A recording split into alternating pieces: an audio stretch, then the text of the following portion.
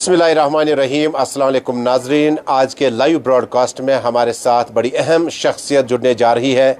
जम्मू कश्मीर में सियासी मामलात किस नौइयत के हैं, People's Alliance for Gupkar Declaration क्या कुछ कहता है, लोगों के साथ किए गए वादे किस तरह से पूरे किए गए और जो एंटी इनकम्बेंसी होना चाहिए था वो किसको होगा, क्योंकि 5 साल से 6 साल से कोई कुर्सी नज़र नहीं आई।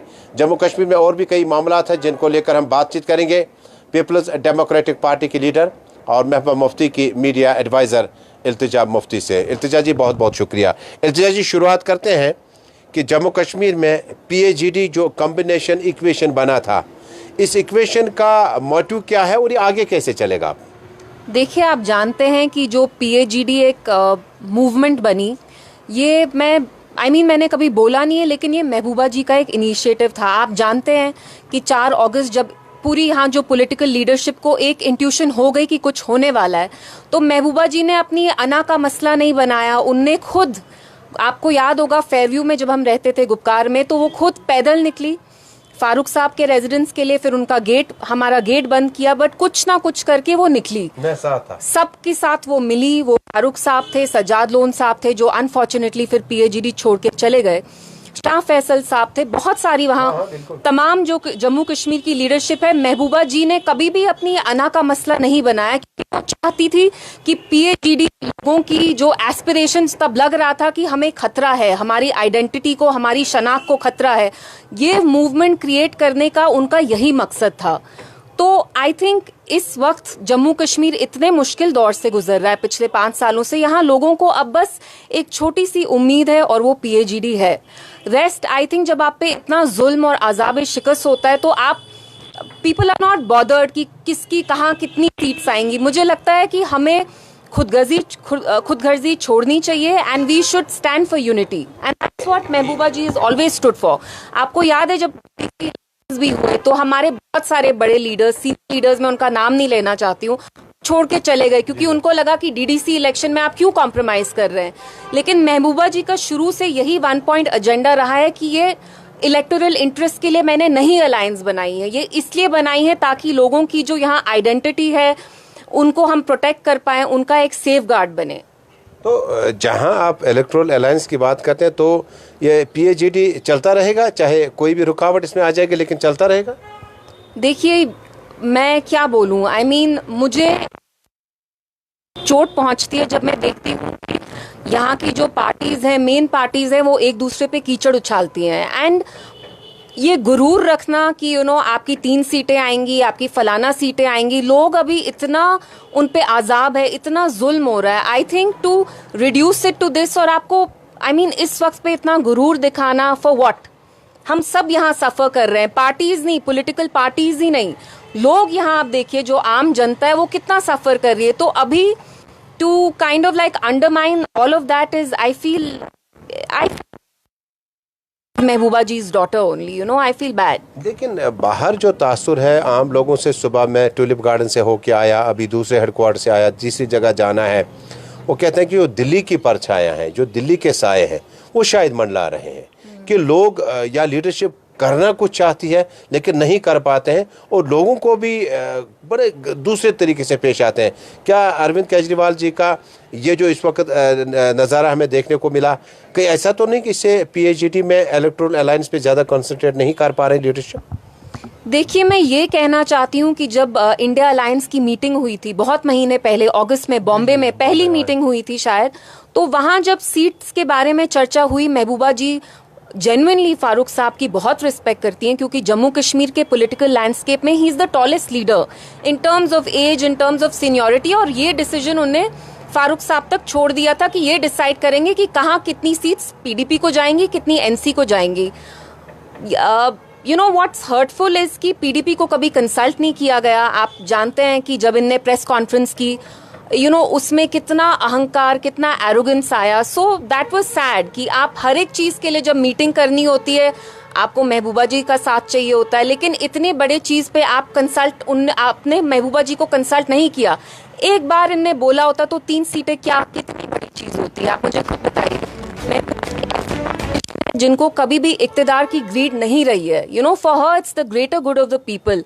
बट इट्स जस्ट दैट कि मिसअंडरस्टैंडिंग्स हुई, क्या हुई, और फिर इतना एरोगेंस दिखाना I feel is not good.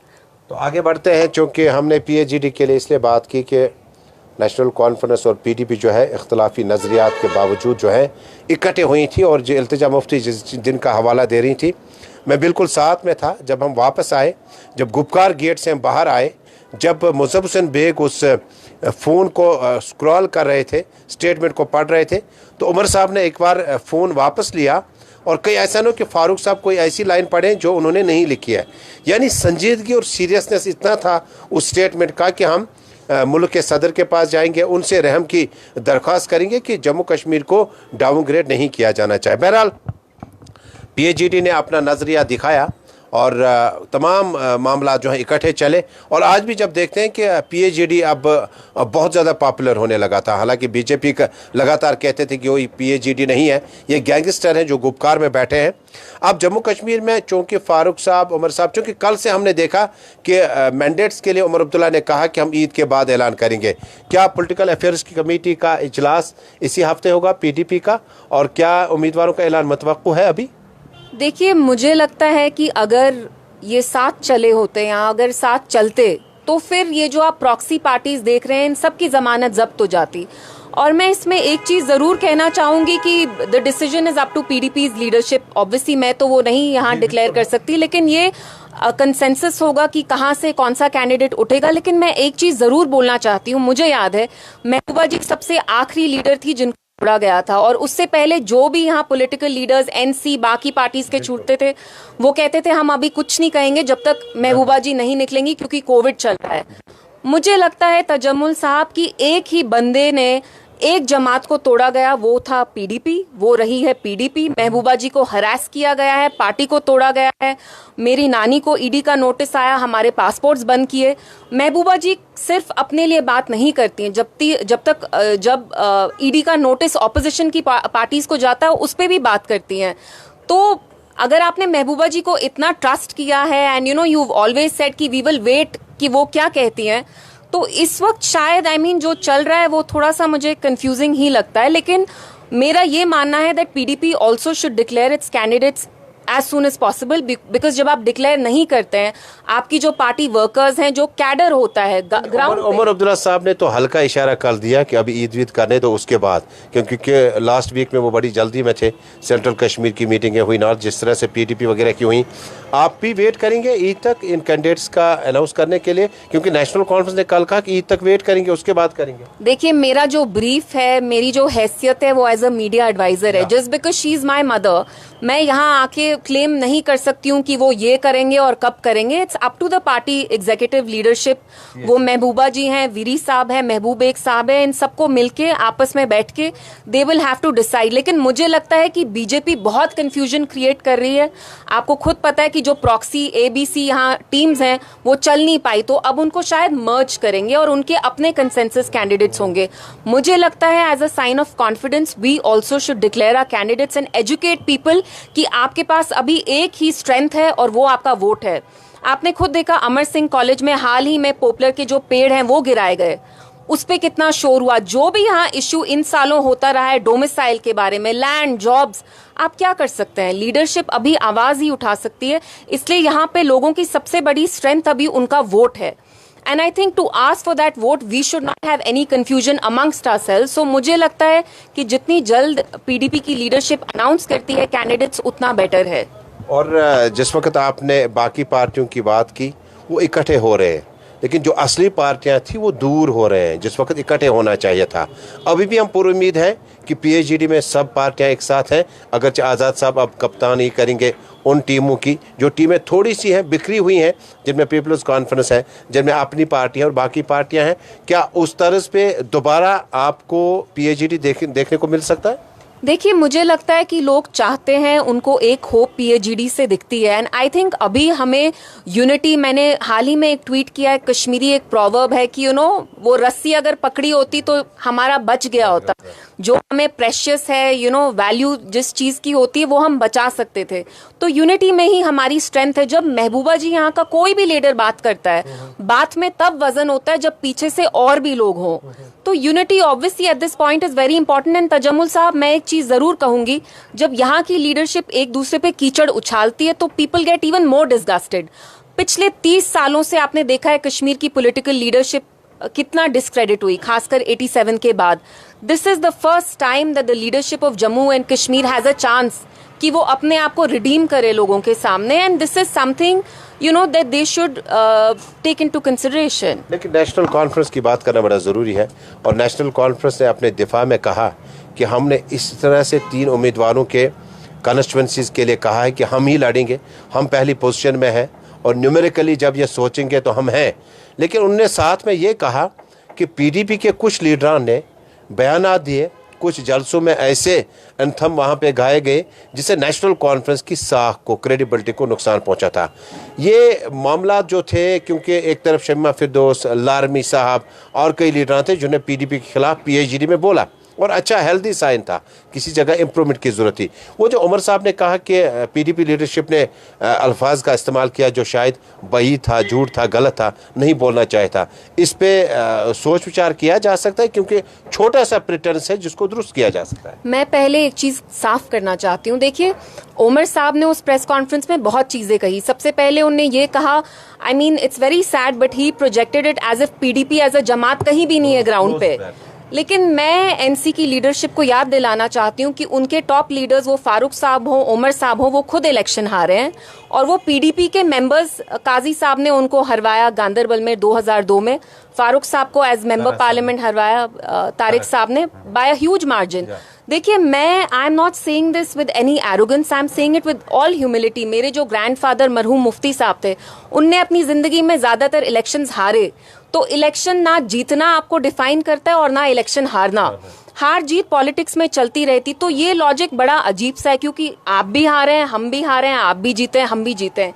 रहा आपका दूसरा जो आपने क्वेश्चन किया, कि देखिए, आपको एक चीज समझनी बहुत जरूरी है कि कहीं ना कहीं ये एनसी की तरफ से ही स्टार्ट हुआ। अगर आप 1-1.5 साल पहले, जैसे आपने उनके लीडर्स का नाम लिया, आप खुद जाइए फेसबुक पे, ये जो इनकी साउथ की खास तौर से लीडरशिप है, they started saying all this. And इसके बाद क्या हुआ, आप अपने भी लीडर्स को फिर रोक नहीं सकते हैं, because we are traditionally we are rivals, one exist against the other, you know. So कहीं ना कहीं वो पार्टी के वर्कर को समझाना भी थोड़ा मुश्किल है। बट देखिए, तजम्मुल साहब तू मैं तो चलती रहती है, लेकिन you have to be large hearted, you have to be magnanimous only if you're keeping the interests of people in your heart. अगर आपको इक्तदार चाहिए तो आपको कोई भी बहाना चलेगा, you know, कुछ भी बोलने का। लेकिन अगर आप इसमें वो मजा रहा जो पीएचडी में महीना पहले था, कहते थे कि जैसे कि आपने कहा, चूंकि हम इन प्रेस कॉन्फ्रेंसों के खुद गवाह हैं, और जब आपने कहा कि हमने मार्च किया रात को, मैं खुद महबत जी के साथ में था, बराबर गेट से आया, वापस आया। इसलिए ये जो मुशाहिदात मैं कहता हूँ, किसी जगह से पढ़ कर नहीं आया हूँ, ये मैं खुद इसका बिल्कुल फैसला करके आया हूँ कि मैंने आज ये देखा, कल ये देखना है। लेकिन ये जो साहब, मुझे आप एक बात बताइए, पिछले 5 साल से जम्मू कश्मीर में कौन सी एक वाहिद जमात है जो तोड़ी गई है? कौन सी एक लीडर है? And I am a girl, I am all for feminism, but कभी कभी मुझे लगता है Mehbooba ji is the only man standing. Because अगर उनने निकल के, जैसे बाकी लोग निकले, उनने स्टेटहुड को नॉर्मलाइज करने की कोशिश की। 370 के बारे में कोई बात नहीं करता था, कहते थे कोविड चल रहा है। कोविड और 370 का क्या कनेक्शन है, मुझे कभी समझ में नहीं आया। महबूबा जी की वजह से ये इश्यू जिंदा रहा, और ये इश्यू जिंदा रखना भी इन हालातों में बहुत मुश्किल है।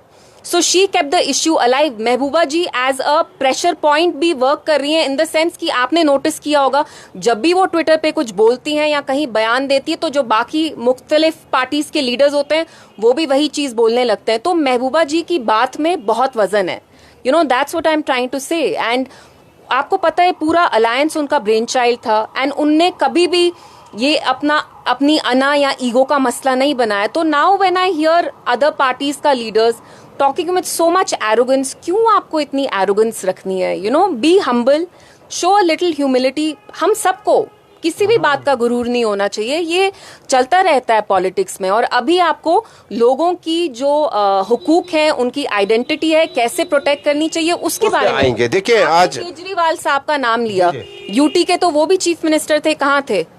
हेमंत सोरेन जो हैं, वो आज जेल में है। Jharkhand is not even a UT. तो ये चीज समझने की बहुत जरूरत है कि जो बीजेपी है, उनकी जो पॉलिसीज रहेंगी, खुदा ना खास्ता है फिर से आए, इनके लिए हम घास हैं, इनके लिए मुसलमान घास है। तो घोड़ा अगर घास से दोस्ती करेगा तो खाएगा क्या? तो हमें खुद अपने राइट्स के लिए peacefully in a democratic manner खड़े होना पड़ेगा। And I think right now, Mehbooba ji is the only person who is standing between Delhi and the people here. Between Delhi and people here. आज आप live broadcast में देख रहे हैं इल्तिजा मुफ्ती के साथ। She is media secretary to Mehbooba Mufti. और media secretary के पास कम से कम खबरें तो होती है, ज़्यादा नहीं, पॉलिटिकल अफेयर्स कमेटी लेवल की ना हो, लेकिन उसके निचले लेवल में थोड़ा सा अता पता चलता है कि कहाँ पे क्या कुछ चल रहा है। अब पीडीपी ने अकेले जाना है इस लोकसभा चुनाव में, असेंबली चुनाव में की बाद की बात है, लेकिन क्या मैनिफेस्टो होगा, क्या लेकर जाएंगे? और जो पीडीपी ने खता पीर पंचाल चनाब और उसके बाद जम्मू कश्मीर में जो उपलब्धियां उनके पास हैं, जो प्रोग्रेसिव रिपोर्ट उनके पास है, किस तरह की तैयारियां हैं? अगर अलग अलग आपको ही जाना पड़ा, मैदानों में जाना पड़ा, महबूबा जी को, वहीद साहब को, बाकी साहब को, जो भी प्रोबेबल्स लास्ट में आएंगे, क्या लेकर जाएंगे लोगों के पास? कि अब चूंकि आप पीएचडी के उस हिस्से में थी जहां पर प्रेस कॉन्फ्रेंस फारूक साहब ही करते थे, जहां पर आप चाहकर भी कुछ लफ्ज़ जोड़ना चाहते थे शायद नहीं हो पाता, क्योंकि एक डिसिप्लिन बना था, फारूक साहब इसकी क़यादत कर रहे थे। क्या है अब पीडीपी के पास जो साउथ रजौरी और उसके बाद साउथ श्रीनगर और उसके बाद आपका नॉर्थ कश्मीर में क्या कुछ खास पॉइंट्स होंगे और क्या उपलब्धियां गिनाएंगे? मुझे लगता है, दिस इज माय ओपिनियन, कि हमारा जब हम लोगों के बीच में जाएंगे, हमें उन्हें ये समझाने की बहुत जरूरत है कि अभी हमें नहीं पता कि जम्मू कश्मीर की अपनी सरकार कब इलेक्ट होगी। तजम्मुल साहब, आप खुद जानते हैं कि इसके बाद और एक डिलिमिटेशन है इन 2026। जो अफवाहें हैं उनके मुताबिक अगर बंदा जाए तो यहाँ कहते हैं कि इलेक्शंस नहीं होंगे। अगर स्टेट इलेक्शंस हुए तो जैसे इन्हें राजौरी पुंछ ऐड किया, मुस्लिम वोट को पूरा डाइल्यूट करने की कोशिश की, हो सकता है वैसे ही कश्मीर की सीट्स या तो रिड्यूस करेंगे या हमारी मेजॉरिटी मुसलमानों की डाइल्यूट करेंगे।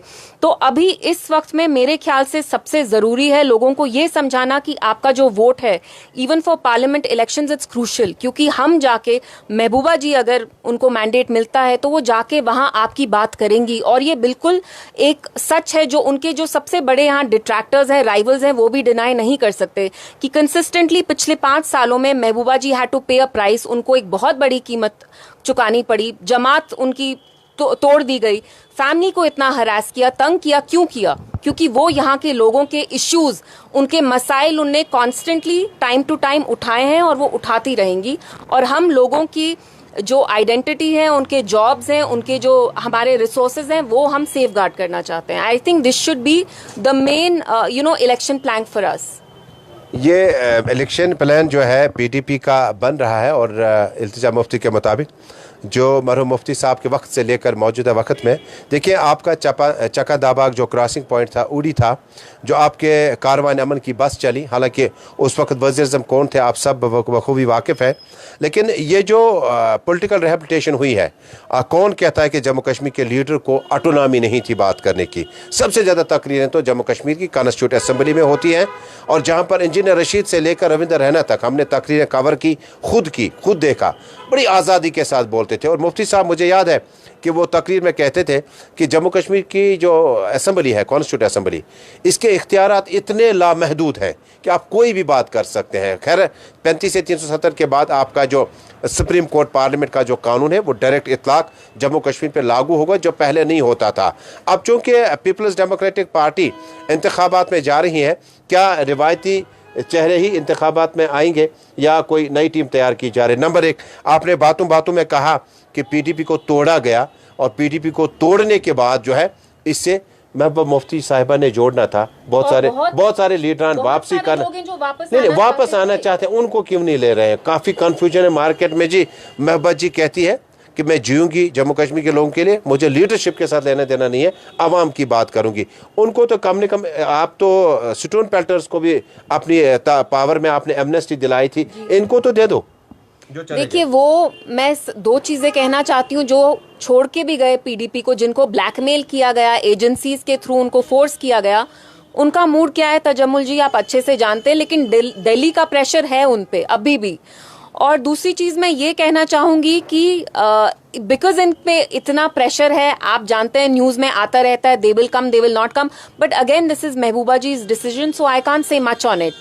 बट येस, आई मीन आप खुद इमेजिन करिए, महबूबा जी मुफ्ती साहब ने एक जमात खून पसीने से बनाई। मैं हिस्ट्री बहुत पढ़ती हूँ क्योंकि मैं महबूबा जी की बायोग्राफी लिख रही हूँ, तो उसमें आप देखते हैं कि कैसे यहाँ एक पार्टी की डोमिनेंस थी, और मुफ्ती साहब और महबूबा जी ने जो जमात बनाई, उनने एक क्लीन गवर्नमेंट ही नहीं, उनने लोगों को to live with dignity, healing touch, जब यहाँ टास्क फोर्स पोटा का दौर था वो उनने सारा खत्म किया। तो I hope and I know कि जो पीडीपी जो एज अ जमात हमारा हार्ट, हमारा soul is Mehbooba ji and our worker, लेकिन जो लीडर्स का डिसीजन है जो छोड़ के गए, that's up to them. So I really don't know उस एस्पेक्ट पे क्या होने वाला है। और कांग्रेस तो हमने कांग्रेस की बात ही नहीं की। इंडिया अलायंस का सबसे सुपर ब्रांड जो है दैट इज कांग्रेस पार्टी, और इंडिया अलायंस में अभी महबूबा जी मुंबई से आई, और इससे पहले नीतीश कुमार के शहर बिहार भी गई थी, और कई जगहों पर मीटिंग हुई। क्या कांग्रेस का कंसेंसस है कि किसी एक जमात को लेकर साथ जाएंगे, या उमर साहब का जो इशारा था कि कांग्रेस के लिए हम बिल्कुल साउथ कश्मीर ओपन रखेंगे, आपकी कांग्रेस के साथ कोई लीडरशिप के साथ अपनी लीडरशिप कोई बात चली? तजम्मुल जी, मेरी हैसियत महबूबा जी की मीडिया एडवाइजर है, मैं इतने बड़े बड़े सवाल, मैं एक छोटी सी मछली हूँ, जो आप पूछ रहे हैं वो आप बड़ी मछलियों से पूछिए। This is not in my it's beyond my पे रोल, कहते हैं ना, पे ग्रेड के आगे। तो ये सवाल आपको महबूबा जी से ही करना पड़ेगा। लेकिन हाँ, महबूबा जी कांग्रेस की लीडरशिप में इसलिए बिलीव करती हैं बिकॉज शी जेन्युइनली फील्स कि राहुल गांधी जो है वो इतना लड़ रहे हैं to save this country, to save the constitution, to save India's democracy, its soul. So that's how she genuinely feels. I think Mehbooba ji is very honest about how she feels. लेकिन जहाँ तक सीट शेयरिंग या nitty-gritties का सवाल है तो उनके बीच में है, और ये तो उनके बीच में है। महबूबा मुफ्ती की बेटी इल्तिजा मुफ्ती के साथ हमारी इस लाइव ट्रांसमिशन में कई एक मुद्दों पे हम बातचीत कर रहे हैं। अब वापस जम्मू कश्मीर आते हैं। जम्मू कश्मीर में प्राइम मिनिस्टर नरेंद्र मोदी के 2 दौरे हुए, जम्मू में हुआ, कश्मीर में हुआ, और कश्मीर आते आते जम्मू कश्मीर के लोग जो है बड़ी तादाद में मौजूद थे। हालांकि उस पर कई ट्वीट्स भी आए, उमर साहब ने बड़ा तंज किया। कौन मौजूद था? जी जी जी, किस तरह से आप देखते हैं ना, आप बताइए वहाँ कौन आया था? लोग थे वहाँ पर, पीपल लोग तो थे, कार्डबोर्ड तो नहीं डालेंगे ना, वहाँ लोग तो थे। लेकिन कितने डंडे आए लोगों को, 5 बजे कैसे उनको भेड़ बकरी की तरह बस में डाला। फिर मैंने इतनी सारी जो आंगनवाड़ी लेडीज हैं उनका मैंने इंटरव्यू, मतलब उनने वीडियो पे शूट किया कि हम 3 बजे घर से निकले हुए हैं, हमें रोटी तक नहीं दे रहे हैं, खाना नहीं दिया है। इतने बुजुर्ग वहाँ आदमी थे जो 5-6 घंटे से वेट कर रहे थे। तो एवरीबडी नोज कि इसकी ऑर्गेनाइजेशन कैसी की गई थी। क्या हम बिरयानी, सिगरेट बोलना नहीं चाहिए, बिरयानी, सिगरेट्स, पता नहीं क्या क्या। आजकल जो इनकी प्रॉक्सी पार्टीज भी हैं वो भी बिरयानी वगैरह, लोग तो जो होते हैं उनकी रैली में लगता तो नहीं है कि यहाँ के लोकल्स हैं। तो ये आजकल चलता है। तो अगर लाठी भी इनकी, बहस भी इनकी, तो इंस्टीट्यूशंस भी इनके हाथ में, सब्सिडीज, राशन, इंसेंटिव्स, तो ये तो करते ही हैं। बट दैट डजंट मीन कि जेन्युइन है, कि लोग वहाँ अपने विलिंगली जा रहे हैं, वॉलंटरीली जा रहे हैं। तो मीडिया सेक्रेटरी, मीडिया एडवाइज़र की हैसियत से आप कहाँ पे देखते हैं इस वक्त? क्योंकि उमर साहब ने पते क्लोज़ किए, और जब आम लोगों से हम कहते हैं कि आजकल कहते हैं कि मैं अभी किसी एक ग्रुप से मिला था, वो कह रहे थे कि हमें देखना पड़ेगा कि हमने वोट किसको देना है, ऑप्शंस हमारे पास बहुत ज़्यादा हैं। ये सारी पार्टियाँ, सारे ऑप्शंस जम्मू कश्मीर में आप किस तरह से देखते हैं? ये फ्रेंचाइज, ये जो मैक्सिमम आपके ऑप्शंस असेंबली के या पार्लियामेंट के इलेक्शन के दौरान मिलते हैं उसके बाद नज़र नहीं आते हैं, आप किस तरह से देखते हैं ये जो लीडरशिप और पार्टियां बहुत ज़्यादा बनी? मुझे लगता है कि competitive leadership, competitive political parties जब एक सिस्टम में अलग लाइक बहुत सारी जमातें होती हैं, it's always good for the system because you are force to course correct. वरना अगर एक ही पार्टी की मोनोपोली रही तो वो हेजेमनी हो जाती है। But having said that, people should think. और तजम्मुल साहब, आप जो कश्मीर के लोग हैं, जो यहाँ की आवाम है, द एक्सट्रीमली शार्प, उनको पता है कौन किसकी जमात है, कौन दिल्ली में बनी हुई है लेबोरेटरी में, किसको दिल्ली में बनाया, किसको यहाँ बनाया। So people are sharp enough, और लोगों को ये पूरा हक है कि अपना जो उनका पसंदीदा रिप्रेजेंटेटिव है, जो कैंडिडेट है, उसी को चुने। That's something that we should leave to the people. हमें इलेक्शन से पहले ये डिसाइड नहीं करना चाहिए। जैसे होम मिनिस्टर साहब है, उनने अभी अपने जलसे में कहा कि डायनेस्टिक पार्टीज को खत्म कर दो, जिसको भी, अरे आप उनको करने दो ना, इतना आप डायनेस्टी करते हैं, लेट पीपल चूज। लोगों को आप जबरदस्ती तो नहीं कर सकते ना वोट करने के लिए। So it's something that people will decide, I can not decide. People will decide who they will want, whether they'll want Mehbooba ji in the parliament or somebody else. आपको इस डिलिमिटेशन के बाद जो आने वाले इम्तहानात शुरू हो रहे हैं लोकसभा के, उसको असेंबली में, क्योंकि डिलिमिटेशन कमीशन की रिपोर्ट, उनके टूर वगैरह जो हुए, एनसी पहले मिला, उसके बाद नहीं मिला, फिर दोबारा मिला, पीडीपी ने कहा कि ये बीजेपी का डिलिमिटेशन है। आप किस तरह से अब इस डिलिमिटेशन में अपने उम्मीदवारों को देखते हैं? देखिए, डीलिमिटेशन का एक बहुत क्लियर पर्पस है, like ED, NIA, CBI, all the other agencies, they are under the thumb BJP के अंगूठे के नीचे हैं। वरना इनने इतना कट फुट क्यों किया अनंतनाग में? आप मुझे बताइए, हाउ एक पार्ट दूसरे के साथ फ्यूज कर दिया to dilute the Muslim vote. तो आगे जाके भी मैं तभी कह रही हूँ, लोगों के लिए अवेयरनेस क्रिएट करना बहुत जरूरी है कि अगली डीलिमिटेशन में क्या होगा, खुदा ना खास्ता, हमें नहीं पता है। So this is something that I have no expectation from the delimitation commission. We've seen it makes no कैसे डाइल्यूट करते हैं वो हम सबको पता है। It's pre electoral rigging. आप वेट भी नहीं करते इलेक्शन का कि आप रिगिंग करें, आप पहले से ही इन्फ्लुएंस करना चाहते हैं इलेक्शन के रिजल्ट्स को, which is obviously illegal. But then इस कंट्री में क्या लीगल चल रहा है, आप मुझे खुद बताइए। 2 चीफ मिनिस्टर्स अरेस्टेड हैं, क्या चल रहा है?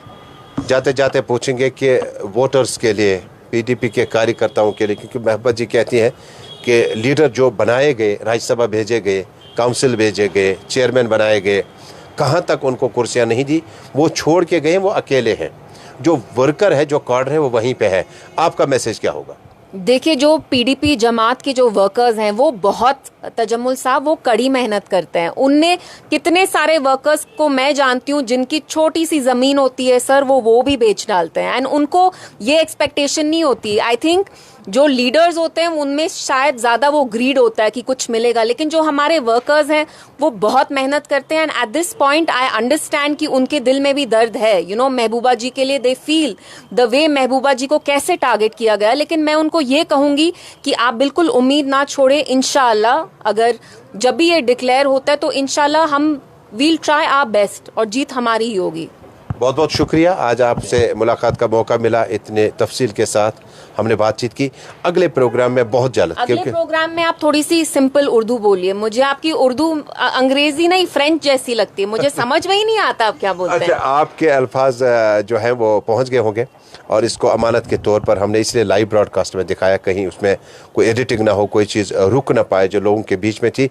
अगले प्रोग्राम में हम अगले हफ्ते ही बैठेंगे, ज़्यादा नहीं, और उसमें हम आपसे, चूँकि उम्मीदवारों का ऐलान हुआ होगा, और मीडिया सेक्रेटरी का काम मीडिया के साथ ही है, और आप जो बातें कहेंगी वो मुस्तनद होती है, वो रेगुलर होती है, वो यानी वो आपकी बिल्कुल करेक्ट होती है 100%। उसमें कोई खुदा न खास्ता डाउट नहीं होता है। वो मुस्तनद मतलब कि गारंटी के साथ होती है, जो आपने अंदर सुना होता है। हालांकि पीएससी मेंबरान का कद बड़ा ऊंचा है, आप उसमें नहीं जाना चाहते, वो एक अलग दुनिया है। आज प्रोग्राम में आने के लिए आपका बहुत बहुत शुक्रिया। शुक्रिया, थैंक यू तजम्मुल साहब। ये रही इल्तिजा मुफ्ती की आज की ख़ास बात। और लाइव ब्रॉडकास्ट में आज इल्तिजा मुफ्ती का कहना है कि पीपल्स डेमोक्रेटिक पार्टी जो है वो रिवायती तौर पर ही इंतखाबात लड़ेंगी, और जिस अंदाज से वो वोटरान तक, वर्करों तक और तमाम जम्मू कश्मीर के अवाम तक जाएंगी, और पिछले 5 सालों का ट्रैक रिकॉर्ड खुसूसन जब निकाला जाएगा, तो कहते हैं कि महबूबा मुफ्ती जी ने इनफरादी, इज्तिमाई, यानी अलग अलग और जॉइंटली सब की बात की।